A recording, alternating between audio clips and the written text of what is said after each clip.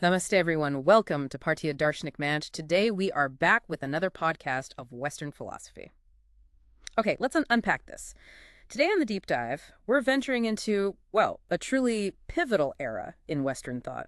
Absolutely. We're talking about the philosophical landscape stretching from the huge figure of Aristotle right through to Augustine. It's a fascinating bridge, isn't it? Connecting that classical Greek world to, entirely new ways of thinking, new currents, both intellectual and spiritual. And it's not just philosophy in a vacuum. I mean, this period saw massive political shifts, empires rising and falling, and philosophy was right there in the mix. We've really dug into a lot of different sources for this, the core philosophical texts, of course, but also historical accounts, even personal letters sometimes. Gives you a real texture. A rich tapestry, as you say. So our goal today, for you listening, is to pull out the most compelling insights. We really want to trace how these different philosophical schools developed, how they interacted, think Plato's Academy, Aristotle's Lyceum, and what came next. The aim is clarity, really, to get a solid grasp of this vital period without getting totally overwhelmed by the sheer volume of ideas. Exactly. And where else to start but with Aristotle, the Macedonian who, well, learned so much from Plato, but also really pushed back. Right. Aristotle's background itself is pretty interesting, not Athenian-born, from Stagira up in Macedon. And his family had connections to the royal court. Yeah, his father was the court physician to King Amyntas, who was Alexander the Great's grandfather. So there's that link right from the start. Maybe that slightly outsider view helped when he got to Athens. He spent, what, 20 years in Plato's Academy? 20 years. Imagine that. 17 when he arrived. The sheer intellectual concentration inside the academy then must have been incredible. Student, then colleague. And his early work really shows that Platonic influence, doesn't it? Even though much of it's lost. Very much so.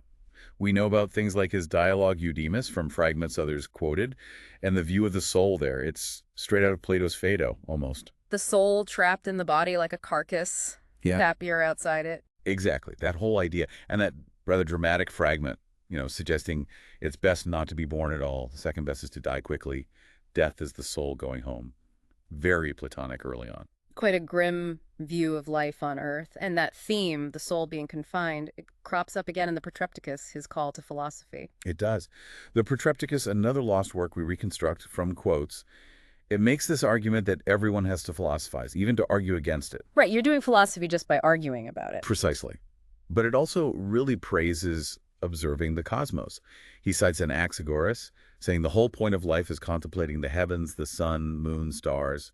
Our intellect was given for that. Interesting. Still sounds quite Platonic, though, that focus on contemplation. It is, and the Protrepticus also uses that really vivid Etruscan torture analogy, binding a living person face to face with a corpse. Oh, yes, to show how the soul is trapped by the body, a powerful image. Clearly, Plato's shadow is long here. Definitely.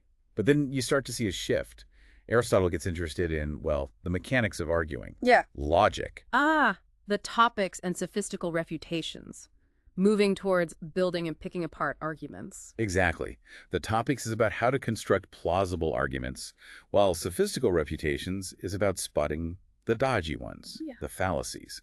It's not his full-blown logic yet, but it's the groundwork, building the toolkit. And he knew he was onto something new, didn't he? He practically declares himself the inventor of logic. Oh, absolutely. There's that bit at the end of Sophistical Refutations where he says, quite boldly, that unlike rhetoric, which had many teachers, he basically had to invent the study of deduction from scratch. From the beginning, he says, highlighting the sheer effort involved. Yeah, he's very conscious of its originality. Yeah. And this work eventually forms the basis of the Organon, that collection of his logical works. The Organon, the tool or instrument. What's in there, and what's the big takeaway? It pulls together the core texts, categories on basic terms, the interpretation on statements, prior analytics with the famous theory of the syllogism deductive reasoning, and posterior analytics on scientific proof. Right, how we get from premises to certain knowledge.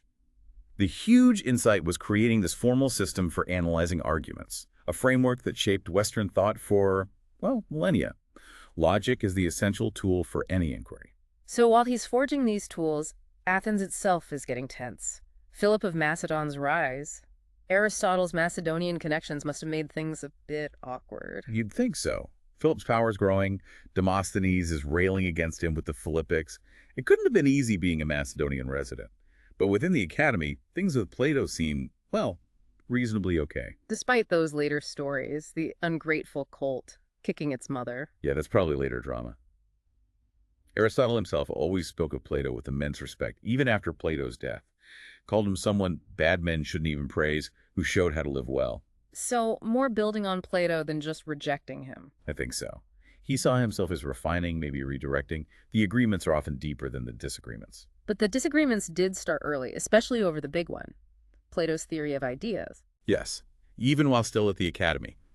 His lost work on ideas apparently argued that, okay, maybe science needs common objects beyond particulars, but they don't have to be these separate forms in another dimension. And he used the third man argument. A version of it, yes. Yeah. That clever logical puzzle showing that if you need a form of man to explain men, you need another form to explain the form and the man. And it just keeps going. An infinite regress. So wrestling with universals early on. And these early doubts become sharper criticisms later in the works we do have. Much sharper. In the Nicomachean Ethics, discussing the idea of the good, he's polite, piety requires us to honor truth above our friends, but it's still a clear break. But elsewhere. In the posterior analytics, he dismisses the ideas as taradiddle, basically, nonsense. And the metaphysics gives more serious arguments.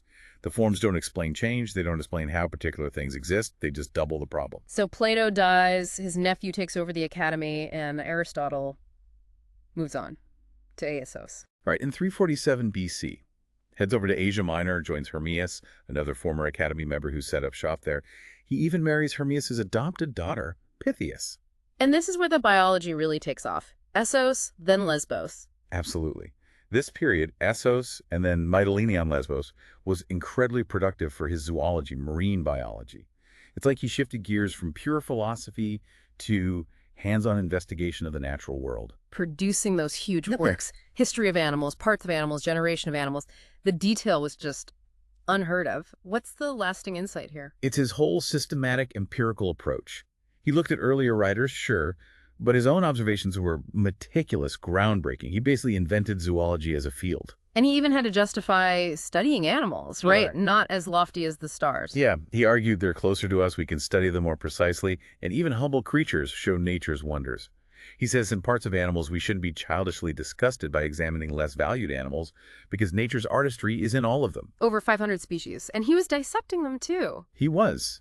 He admitted finding it unpleasant, especially humans, but saw it as necessary to understand the whole structure. We've lost the diagrams he apparently used, which is a shame. But the descriptions are vivid, like one of the reproductive organs you mentioned, with labels. Exactly. And the accuracy is often stunning, even without modern tools. Sir Darcy Thompson, the biologist who translated History of Animals, was constantly amazed. Things he described that weren't confirmed for centuries. Yes, particularly with marine life. And he identified big biological questions, like preformation versus epigenesis in embryos, that took millennia to sort out. Though not all his observations were spot on, linking flat feet to being a rogue, large ears to chatter. Haha, yes. Some folk beliefs definitely crept in there. You have to separate the rigorous observation from the more speculative bits. But overall, the scientific spirit shines through. He even admits ignorance, like with bee reproduction. That's key. He said something like, we haven't grasped the facts sufficiently yet, but if we ever do, we must trust observation more than theories, and theories only if they agree with the observed facts. That's pure scientific method. Then comes another big shift, tutoring Alexander the Great. Around 343 BC, Philip calls him back to Macedon. Alexander's 13. We don't know exactly what was taught. That rhetoric for Alexander is probably fake. But maybe essays on kingship. An edition of Homer. Ancient sources suggest things like that. Alexander apparently treasured that Homer edition. It likely gave Alexander a deep respect for Greek culture, even amidst all the conquering. And Alexander kept supporting his research, sending back specimens. Purportedly, yes. An incredible resource for Aristotle. Then around 335 BC, with Alexander off campaigning, Aristotle returns to Athens. And found his own school, the Lyceum. Exactly, near a public gymnasium. Had a great library, research students of peripatetics, because they walked around discussing things in peripatos, the covered walkway. How did it differ from the academy? More public? Seemed to be. More open lectures. Apparently free. And this period sees that real fusion of his empirical science with his philosophy.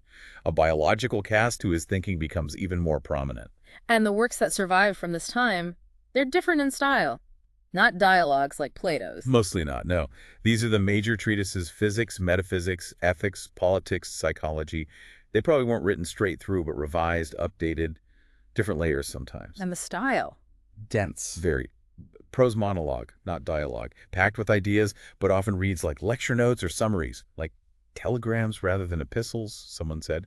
You have to work to decode them sometimes. But that density reflects a more systematic approach than Plato, organizing knowledge. Absolutely. Yeah. Far more structured. Plato wanders more, explores. Aristotle explicitly starts carving up knowledge into disciplines. He categorizes the sciences. Productive, practical, theoretical. Let's break those down. Sure. Productive sciences aim to make something. Shipbuilding makes ships. Medicine aims for health. Practical sciences concern action, how we should live, ethics, and politics. And theoretical. Knowledge for its own sake. Exactly. No external product or goal. He initially lists three. Physics, meaning natural philosophy broadly. Including biology and psychology? Yes. Then mathematics. And theology, which for him meant studying the heavens, the divine celestial bodies, the unmoved mover. Okay, but where's metaphysics in that list? The study of being itself. Good question. He didn't use the word metaphysics. That came later after the physics in the library catalog. But he did have the concept. He called it first philosophy. The study of being as being, fundamental reality. Right. The underlying principles of everything. So foundational, even if not in that initial list of three theoretical sciences. Okay, shifting to the productive sciences rhetoric. He wasn't just about abstract ideas. She analyzed persuasion, too. Very much so. The rhetoric is fascinating. A key insight is that it's topic neutral. The techniques work anywhere. And he breaks persuasion down into three modes. Ethos, pathos, logos. Speaker's character, audience's emotion, the argument itself. Exactly. It's not just about clever words. You need credibility, emotional intelligence, and sound reasoning. Psychology and ethics are part of it. And book 2 of the rhetoric goes deep into emotions, right? Almost like psychology texts. Remarkably so. He defines emotions as things that change our judgments, involving pleasure or pain. Then he just dissects them. Anger, hatred, fear, shame, pity, envy. Take anger. How does he define that? As a painful desire for revenge because of an obvious, unjustified slight towards oneself or one's own. He lists who makes us angry: people who belittle us, frustrate us, disrespect what we value. It's incredibly insightful psychology. And the other big productive science, poetics. Mostly about tragedy, since the book on comedy is lost. Ah, yes, the lost book on comedy. Umberto Eco had fun with that in The Name of the Rose. But yeah, the surviving book focuses on tragedy and epic. And it's partly a defense against Plato's attacks on poetry. Definitely seems like it. You have to remember Plato's view in the Republic. Poets lie about gods, stir up bad emotions, offer third-hand imitations. He wanted to crown them and then politely show them the door. So Aristotle pushes back. How? He argues imitation is natural to humans. It's how we learn, and we enjoy it. We like looking at realistic paintings, even of, say, disgusting things. Right, the pleasure of representation itself. And then comes his famous definition of tragedy. It's long, but the core is imitating a serious, complete action. Through pity and fear, affecting the proper purgation catharsis of these emotions. That's the key part, catharsis. It is. What exactly catharsis means is debated purification, clarification. But the idea is that by experiencing pity and fear through the play, we kind of process them, gain perspective maybe. And how are pity and fear best aroused? When bad things happen unexpectedly, especially within families, hatred and murder where love should be, that hits hardest. He lists 6 elements of tragedy: plot, character. Plot, character, diction, thought, spectacle, melody. But plot and character are paramount for him. Plot is the soul of tragedy. Characters exist for the plot. And the tragic hero. Not perfect, not evil, but flawed. Exactly. Someone of stature, generally good, but makes a big mistake, hamartia. An error, a flaw. Their qualities need to be appropriate, consistent. Even women or slaves could potentially be tragic figures if depicted suitably. And the plot needs structure. Beginning, middle, end, reversal, recognition. Yes, unity is key. A single significant action often involves peripeteia, reversal of fortune, and anagnoresis, a critical discovery or recognition leading to the outcome. Sophocles' Oedipus is his classic example. Oedipus's unwitting crimes, his discovery.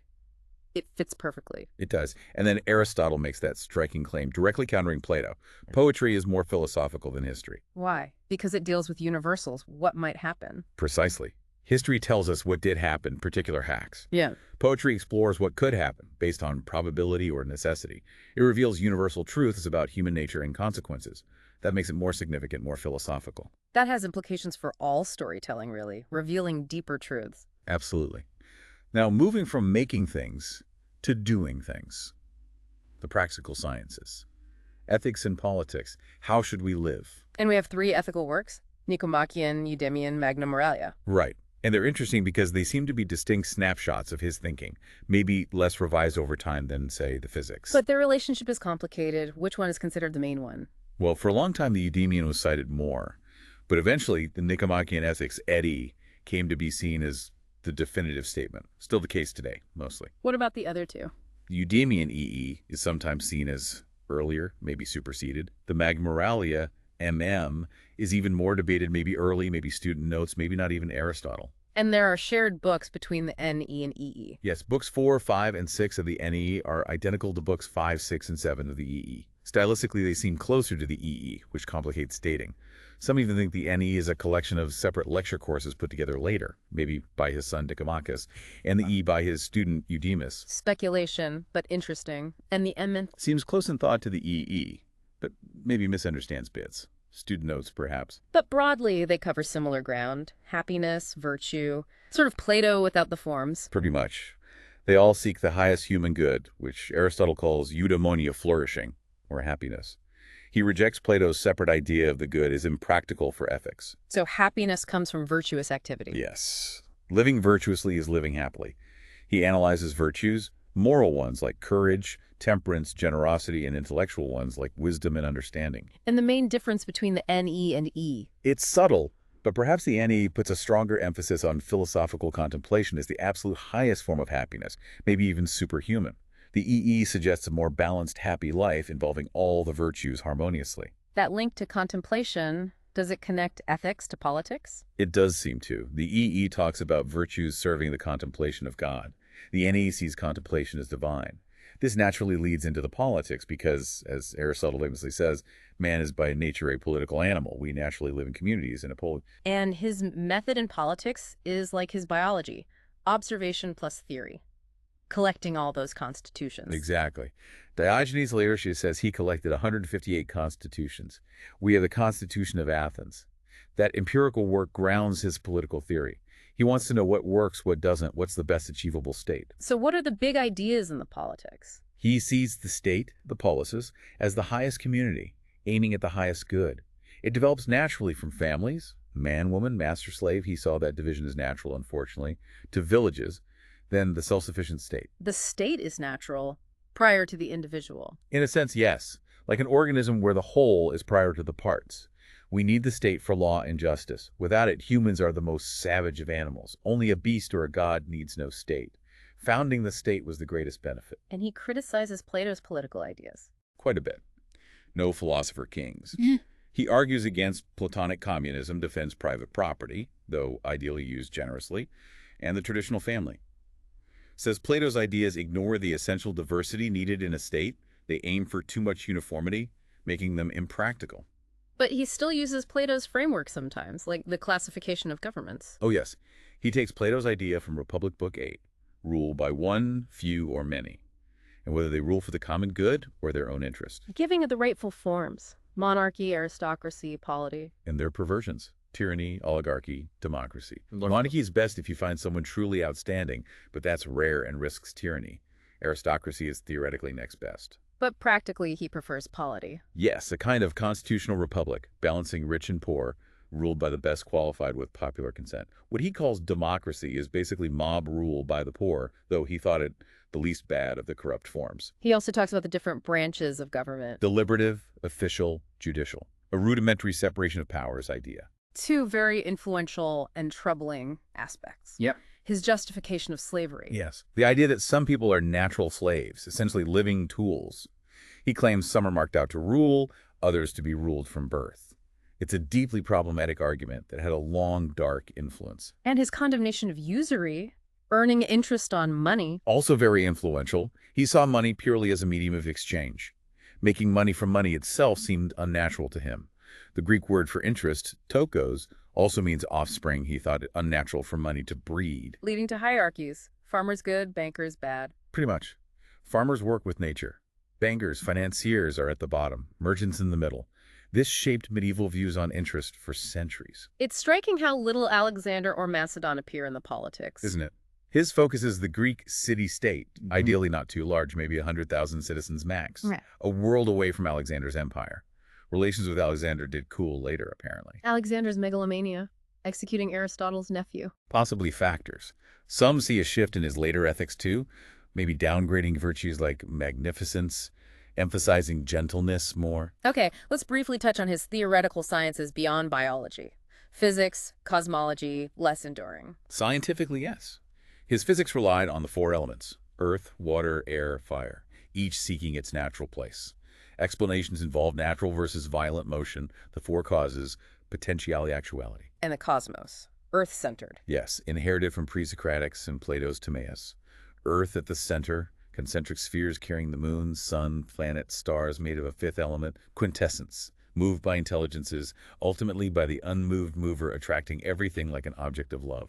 Historically important, but scientifically superseded, yet the philosophical analyses within that framework. So space, time, causation, determinism, those still hold immense philosophical interest. His biology and psychology were part of this natural philosophy.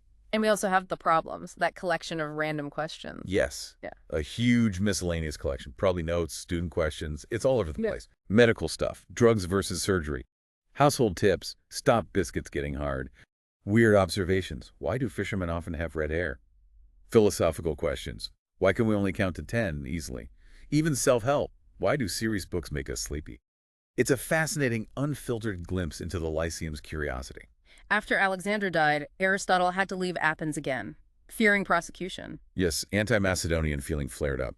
He went to Chalcis, his mother's hometown, reportedly said he wouldn't let Athens sin twice against philosophy, referring to Socrates. Died there a year later. His will showed care for his family and friends, left his library to Theophrastus, his successor. The sheer volume of his surviving work is incredible. 1,000,000 words, maybe only a fifth of what he wrote. Logic, metaphysics, ethics, politics, aesthetics, history, rhetoric, vast amounts of science. Just staggering breadth. People often contrast Plato the idealist with Aristotle the realist, like in Raphael's painting, The School of Athens, Plato pointing up, Aristotle down. That's the classic image. Coleridge said everyone is born either a Platonist or an Aristotelian. Gilbert Ryle improved it. Like green, blue, sweet, savory, cats, dogs, there's Plato, Aristotle. But maybe the similarities are more important than the differences. Many commentators, especially later ones, thought so. They saw Aristotle completing or correcting Plato, not just opposing him. If you judge by the questions raised, Plato often seems more profound. But Aristotle's contribution. It's immense. You could argue he practically invented science as we've known it since the Renaissance. The detailed observation, linking observation and theory, identifying disciplines, organizing research. The first research institute, the first great library. Exactly. He laid the groundwork for systematic inquiry across the board. Dante wasn't wrong. The master of those who know. What happened after him? Theophrastus took over. Yes, a major figure himself. Huge work in botany, developed logic, wrote on physics, metaphysics, ethics, even popular sketches like The Characters. Diverse writer. And the Library of Alexandria, inspired by Aristotle's Lyceum library. Possibly. Demetrius of Phaleron, Aristotelian who advised Ptolemy in Egypt, might have suggested it.